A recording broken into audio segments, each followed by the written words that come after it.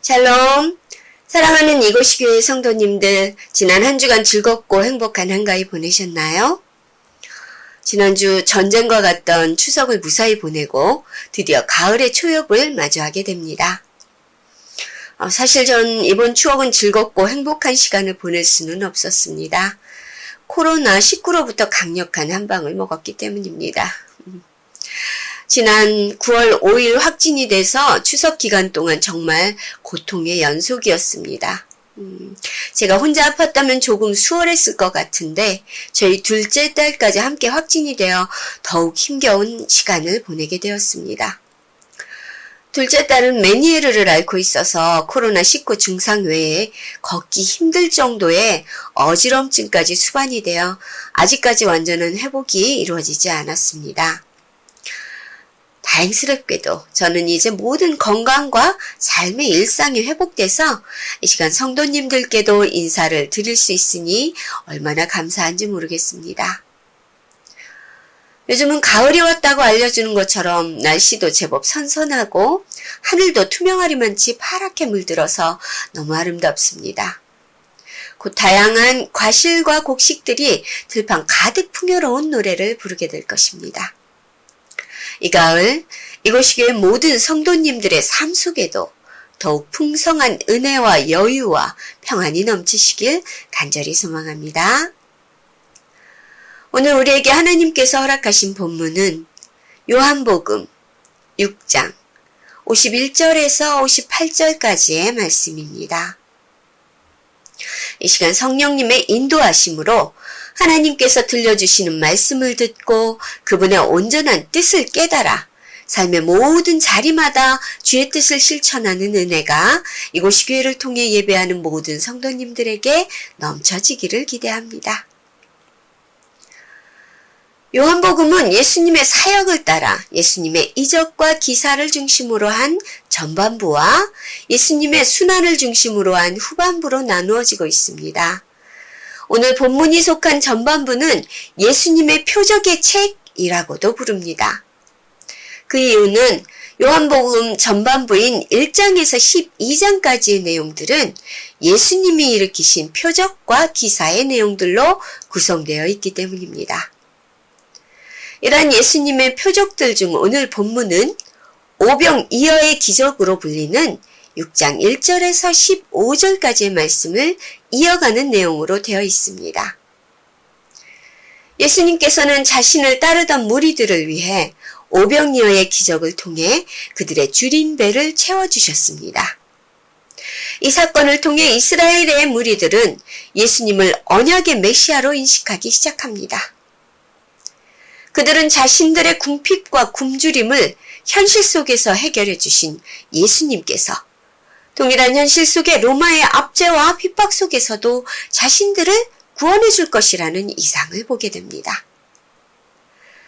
그런 그들에게 예수님은 자신이 육체를 구원할 메시아가 아닌 그들의 영적인 구원을 완성할 메시아로 하늘로부터 이 땅에 오셨음을 천명하게 되는데 그것이 35절에서 이렇게 언급됩니다. 예수께서 이르시되 나는 생명의 떡이니 내게 오는 자는 결코 줄이지 아니할 터이요 나를 믿는 자는 영원히 목마르지 아니하리라.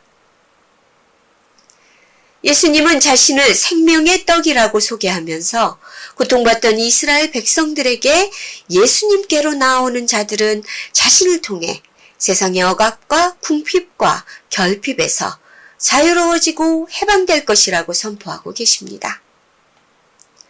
그러나 예수님의 이 말을 들은 유대인들의 반응은 다소 거칠고 혼돈스러웠습니다.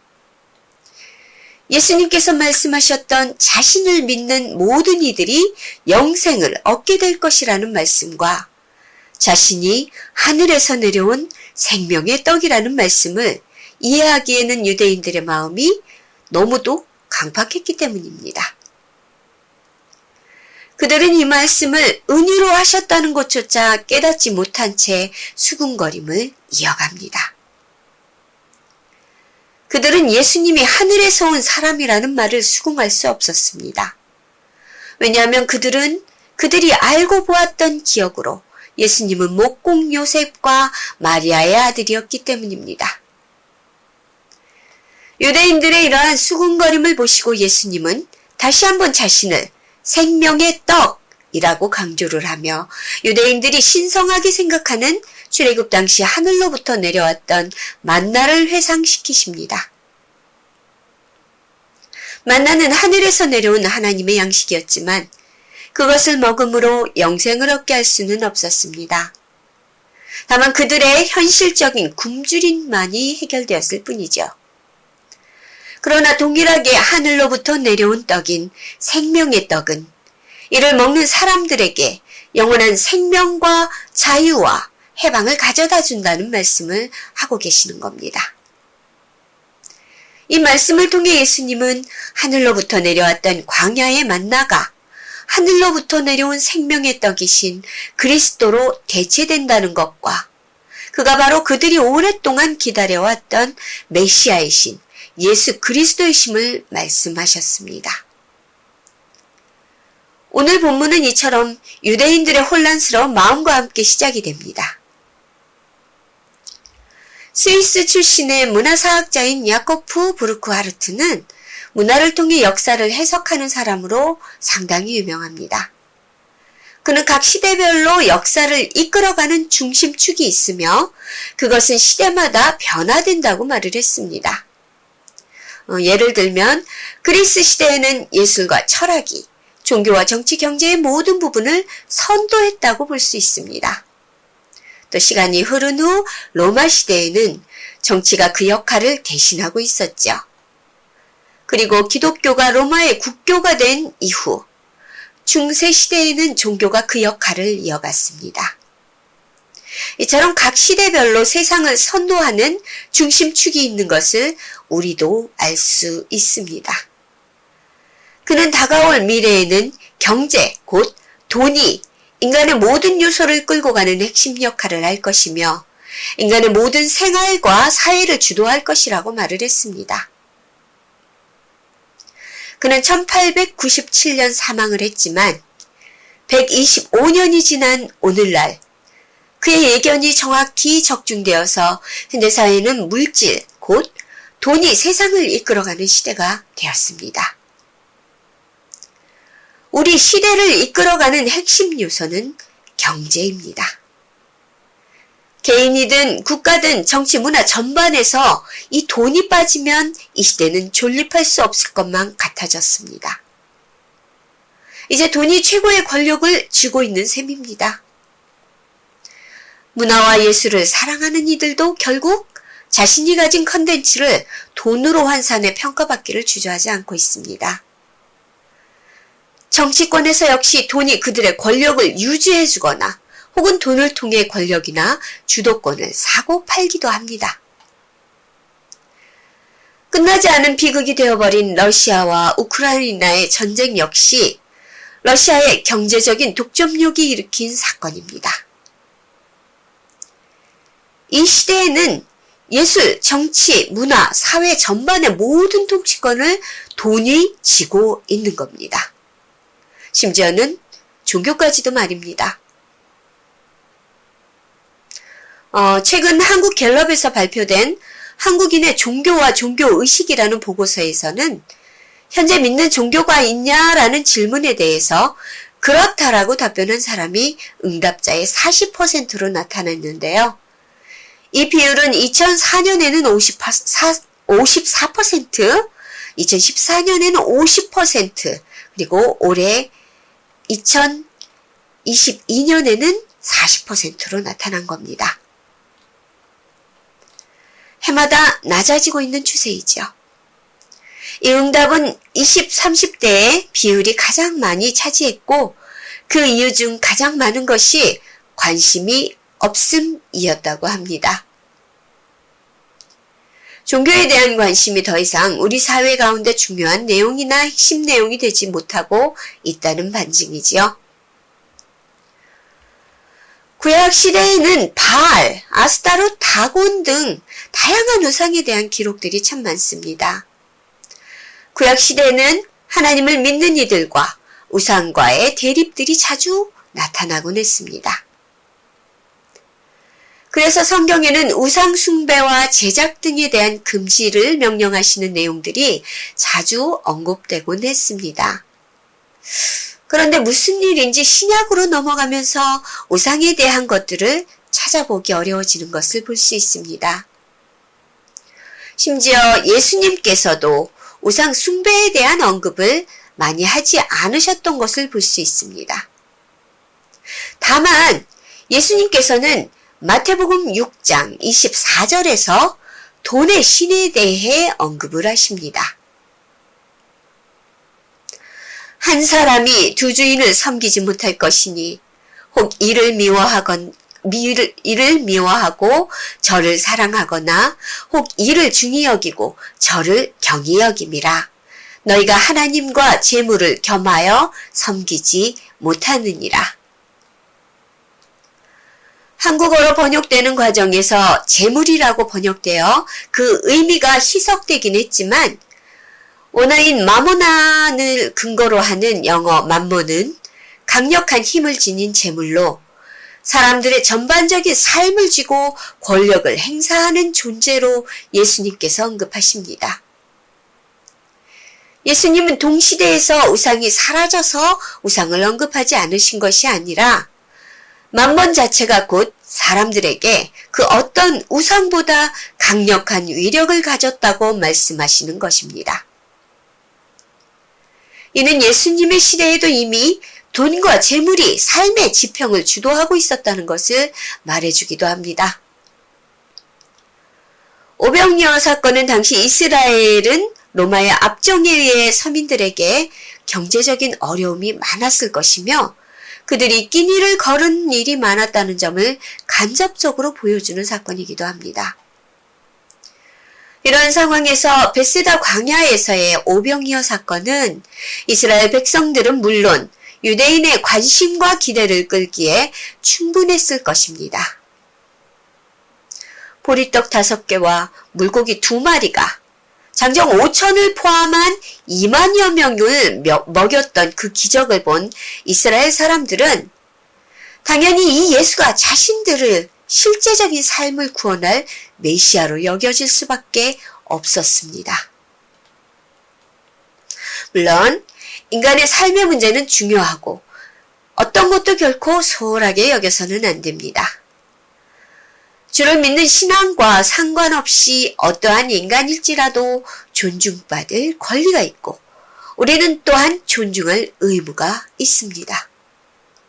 그러므로 우리의 주위를 돌아보고 인간으로서 살아갈 최소한의 권리를 행사하지 못하는 사람들이 있다면 신앙과 상관없이 그들을 위해 주저없이 나서서 도움을 베풀어야 하는 것은 당연한 일입니다. 특별히 누구도 배고픈 상태로 고통받는 것은 없어야 할 것입니다.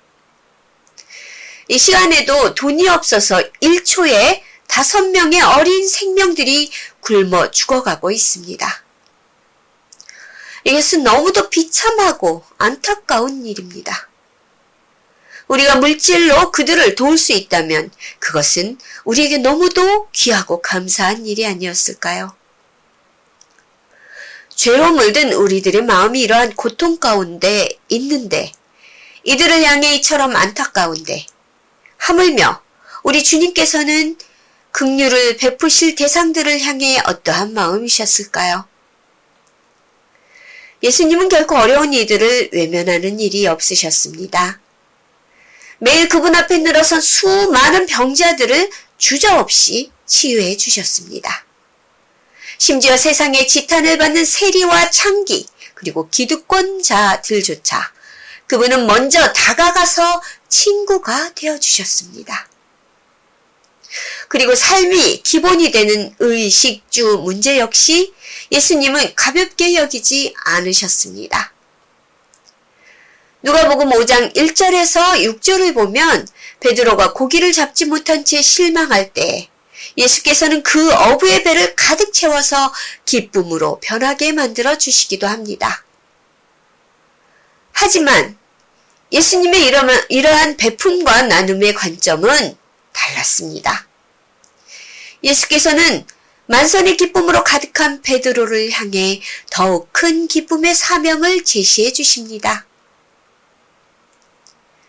세베대의 아들로서 시몬의 동업자인 야고보와 요한도 놀랐습니다. 예수께서 시몬에게 이르시되 무서워하지 말라. 이제 후로는 내가 사람을 취하리라 하시니 나를 따라오라. 내가 너희를 사람을 낚는 어부가 되게 하리라. 베드로는 이 놀라운 사명 앞에 주저함 없이 그분의 뒤를 따랐습니다.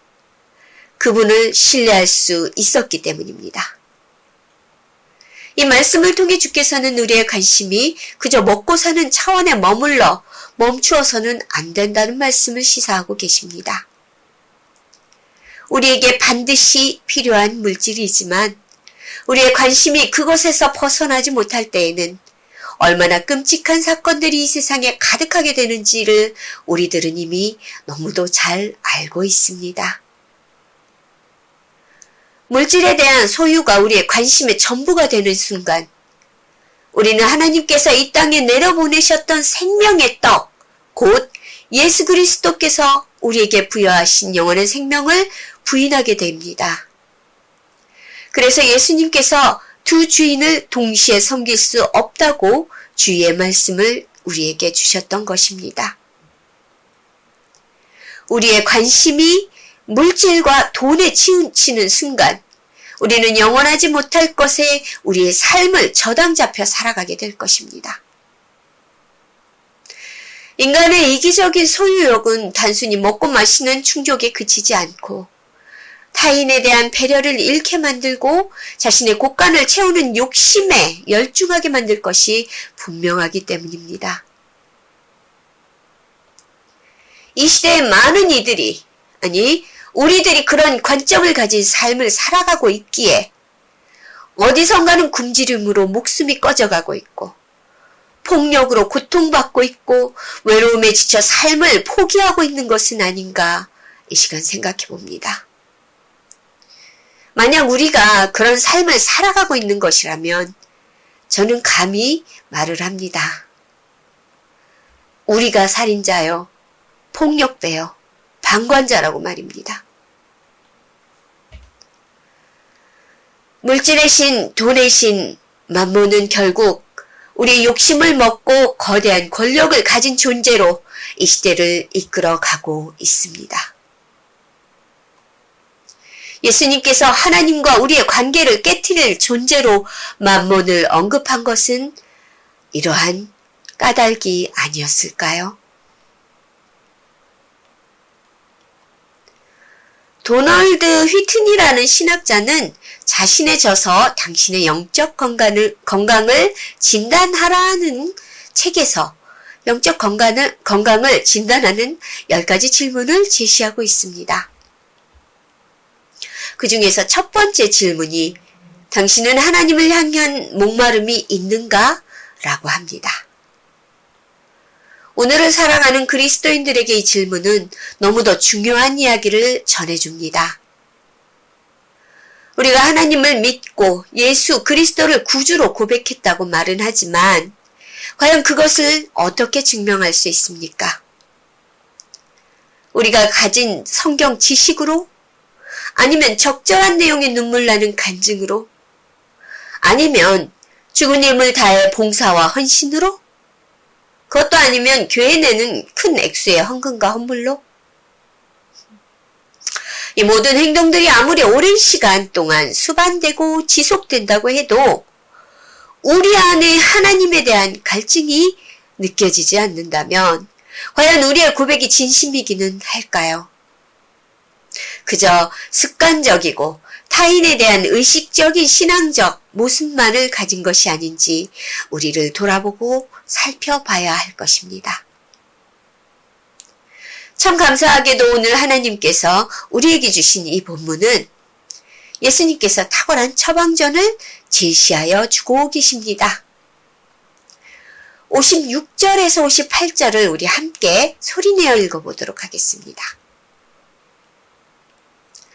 내 살을 먹고 내 피를 마시는 자는 내 안에 거하고 나도 그의 안에 거하나니 살아계신 아버지께서 나를 보내심에 내가 아버지로 말미암아 사는 것 같이 나를 먹는 그 사람도 나로 말미암아 살리라. 이것은 하늘에서 내려온 떡이니 조상들이 먹고도 죽은 그것과 같지 아니하여 이 떡을 먹는 자는 영원히 살리라. 예수님께서는 우리에게 당신의 살과 피를 먹으라 명령하셨습니다. 그렇게 하면 우리가 그분 안에 거할 수 있게 된다고 말씀을 하십니다. 그분의 살과 피가 우리를 영원히 살게 하는 참된 양식이며 참된 음료라고 말씀을 하고 계십니다. 우리의 영적인 건강과 신앙의 온전한 성숙은 예수님께서 우리에게 제공하여 주신 자신의 살과 피를 통해서만 이루어진다고 말씀하십니다. 그분의 살과 피로만이 우리가 영생을 얻을 수 있는 유일한 방법이라고 말씀을 하고 계시는 겁니다. 그것이 예수님께서 우리의 영적인 건강과 성숙을 위해서 주신 처방전입니다. 그렇다면 우리가 이 처방전대로 예수님의 살과 피를 먹고 마신다는 것은 어떤 구체적인 내용을 말씀하고 계시는 것일까요? 먼저 믿음으로 예수님의 살과 피를 먹고 마셔야 합니다. 나는 하늘에서 내려온 살아있는 떡이니 사람이 이 떡을 먹으면 영생하리라. 내가 줄 떡은 곧 세상의 생명을 위한 내 살이라 하시니라. 유대인들은 이 말씀을 듣고 황당한 마음으로 이해할 수 없었습니다. 어떻게 자기 살과 피를 먹으라는 말씀을 하실 수 있나? 그들은 수군수군대다가 기어이 다투기까지 합니다. 왜냐하면 그들은 예수님의 부활과 구원의 관점을 가지지 못한 사람들이었기 때문입니다. 부활과 구원의 관점으로 보면 이 말씀은 하나님의 섭리 가운데 주어지는 놀라운 구원의 역사요, 그분의 사랑의 표현입니다. 그분이 십자가에 달리사 찢기고 흘리신 살과 피를 통해 우리는 그분을 믿고 그의 안에서 그리스도인이 될 수 있었기 때문입니다. 자신을 생명의 떡이란 말씀하신 이유가 유한한 생명을 유지하기 위해 우리가 떡을 먹듯이 하늘의 영원한 생명을 얻기 위해 하나님의 보내신 예수님을 보고 말씀을 듣고 그분을 따르는 것이라는 말씀인 것입니다. 이것은 우리가 하나님을 향해 갈급한 심령을 가지고 그분을 목말라 할 때에 주께서 우리에게 부어주시는 은혜의 생수입니다. 사랑하는 이곳시교회 성도 여러분, 지금 당신은 하나님을 향한 목마름이 있습니까?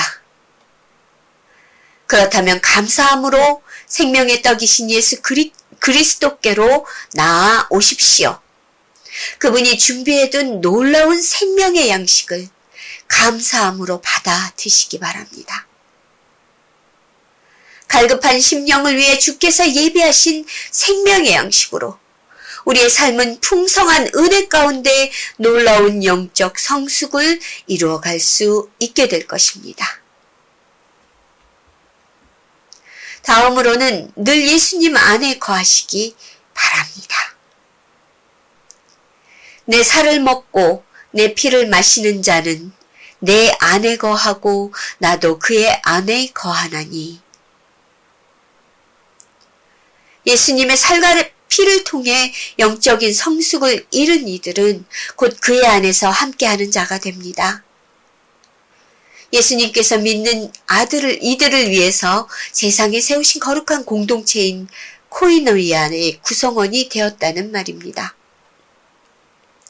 이 말씀에서 머문다라고 번역된 메노라는 말은 현재 진행형이라는 시제를 가진 단어입니다. 이 말은 구성원이 되었다라는 과거가 아니라 구성원이 되기를 반복적으로 계속해야 된다는 말씀입니다. 우리가 영적인 건강과 성숙을 이루기 위해서는 일회성이 아닌 지속적인 예수님과의 교제가 이루어져야 한다는 말입니다. 왜냐하면 구원은 이미 이루어진 것이지만 아직 완성된 것이 아니기 때문입니다.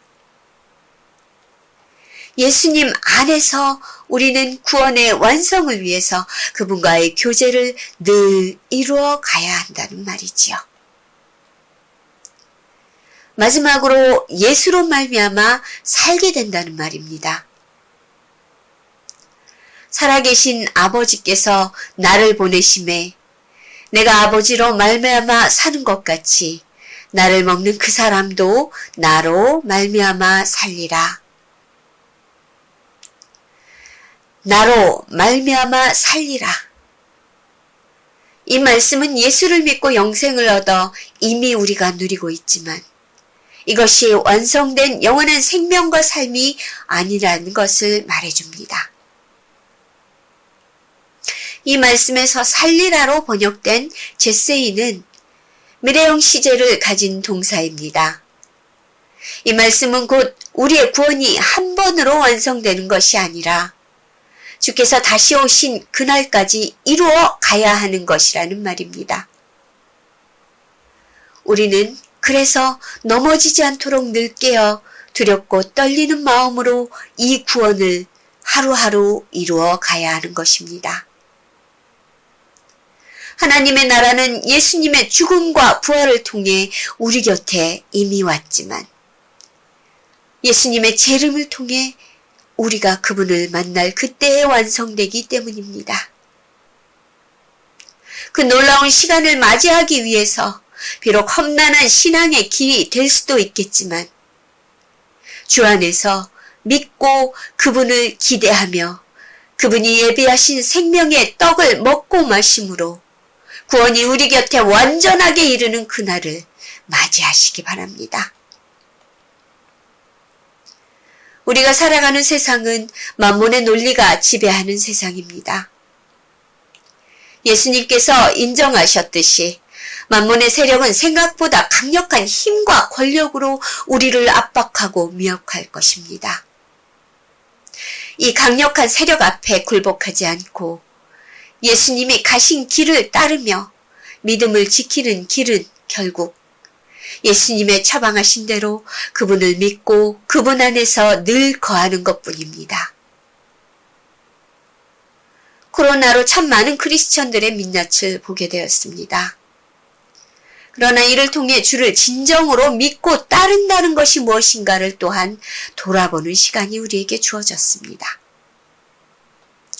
사랑하는 이곳이교회 성도 여러분들, 한 주간도 이 말씀 깊이 묵상하고 기도함으로 주 안에서 늘 함께 하시기를 주님의 이름으로 간절히 기도합니다.